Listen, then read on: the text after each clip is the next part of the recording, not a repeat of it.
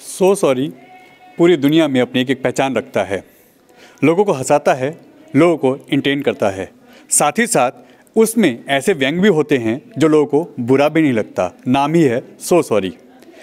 आज उन्हीं से हम आपकी बात कराते हैं, उसमें कितनी मेहनत लगती है और उसके पीछे कितने एफर्ट हैं। हमारे साथ हैं पंकज शर्मा जी। पंकज जी, मुबारक हो आज आपको जो सम्मान मिला है। आभार। ये कैसे आपके मन में ये आया इसको क्रिएट करने का और इसके पीछे कितनी मेहनत है? जी पहले तो बहुत बहुत हार्दिक आभार आपका और बहुत बहुत धन्यवाद।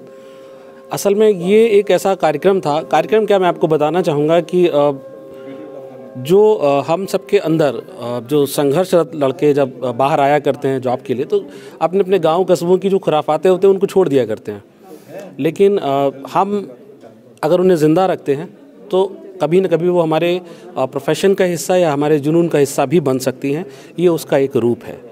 अच्छा लगता है जब ये 1.5 मिनट का एक कैप्सूल जो होता है, इसको जब भारत में ओबामा आते हैं तो वाइट हाउस अपनी पूरी प्रेस कवरेज के तौर पर उस सॉरी को वहाँ पे चलाता है कि आप इसको देखिए और समझ लीजिए कि कैसे होता है।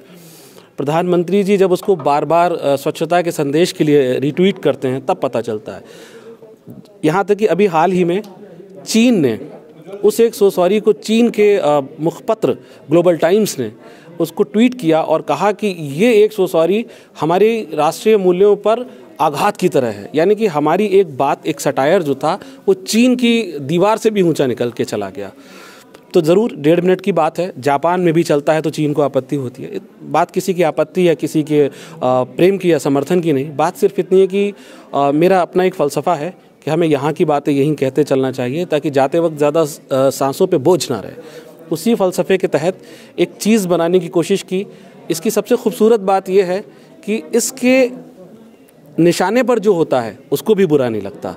मुझे बहुत सारे लोग ये कहते हैं कि क्यों नहीं आपने हम पे अब तक बनाया, मतलब आप हमारी भी खिंचाई कीजिए। हाँ, इसकी मेहनत ज़रूर ये है कि 1.5 मिनट का एक छोटा सा कैप्सूल होता है, लेकिन उसको बनने में कम से कम 7 दिन लगते हैं। 25 से 30 लोगों की टीम दिन रात इस पर काम करती है। एक एक फ्रेम जो होता है वो 3D एनिमेशन के लिए उस पर काम होता है। लेकिन अच्छा लगता है कि जब मैं खुद देखता हूँ कभी कि मुझे ही मेरे गांव से या मेरे कस्बे से मेरे दोस्त यार मुझे एक सॉरी भेजा करते हैं अक्सर, और मुझसे कहते हैं कि देखो दिल्ली में कितना बढ़िया काम हो रहा है, तुम वहाँ जाके करते ही क्या हो। हाँ जी। लोगों को जब ऐसा लगता है कि हाँ ये व्यंग भी कर रहा है, कई बार ऐसा सामना भी हुआ है किसी चीज़ का कि लोगों ने इसके लिए आपत्ति उठाई हो या आपको कुछ बोला हो? हाँ बिल्कुल सर। कभी कभी हालांकि मेरी कोशिश हमेशा ये रहती है कि जो व्यंग है वो मर्यादाओं में रहे और मर्यादाएं वहाँ तक रहें जहाँ तक मेरी स्वतंत्रता ख़त्म होती है और किसी की और की स्वतंत्रता शुरू होती है। हाँ, लेकिन कई बार ऐसा होता है कि कभी मिजाज के आधार पर या मैं कहूँ कि कभी कभी अपनी किसी बात के आधार पर कुछ लोगों को ख़राब लग जाता है और अक्सर उसको लेकर के मुझे मैं कहूँ तो आलोचनाओं का सामना भी करना पड़ता है। लेकिन यही एक वो बात है जब मुझे मेरा पत्रकारीय कर्तव्य जो होता है वो मुझे सिखाता है कि मैं सच कहूँगा, मैं वो बात कहूँगा जो मुझे कहनी चाहिए और मैं वो बात ऐसे कहूँगा कि किसी को ख़राब ना लगे, लेकिन अगर लगती भी है तो वो मेरा कर्तव्य है। मेरा कर्तव्य है कि अगर किसी को चुभ रही है वो बात, लेकिन अगर वो ज़रूरी है तो वो मुझे कहनी चाहिए। बहुत बार ऐसा हुआ, नाम तो नहीं ले सकते, सत्ता पक्ष से, विपक्ष से, बहुत सारे लोगों की तरफ से मैं कहूँ तो बहुत ज़्यादा कभी कभी ये भी होता है कि ये नहीं चल सकता। लेकिन मैं जिस संगठन में हूँ, जिस ग्रुप के साथ काम करता हूँ, उन्होंने इतनी आज़ादी दी है कि मैं वो बात कह सकता हूँ जो मुझे कहनी है। आज तक अपने आप में एक नाम है, एक ब्रांड है। आज तक का मतलब ही है खबर। ऐसे ऑर्गेनाइजेशन में आपको काम करने में कैसा फील होता है? और सबसे बड़ी बात है कि कहा जाता है मीडिया में बहुत कुछ है जो आप कह सकते हैं, आपको आज़ादी है, मगर कितना प्रेशर चैनल में रह के झेलना पड़ता है और कितने प्रेशर में ये काम करना पड़ता है? जी देखिए, अक्सर मैं अगर अपने अनुभव के आधार पे कहूँ, मुझे 20 साल का अनुभव हो गया इलेक्ट्रॉनिक मीडिया में। करीब 19वां साल चल रहा है, 20वां आने वाला है। अक्सर मैं उस दौर से आया हूँ जब बहुत ज़्यादा इंस्टीट्यूशंस नहीं हुआ करते थे या बहुत ज़्यादा कॉलेज नहीं हुआ करते थे या डिप्लोमा कोर्स जैसी चीज़ें नहीं हुआ करती थी या बहुत सारे मौके नहीं हुआ करते थे।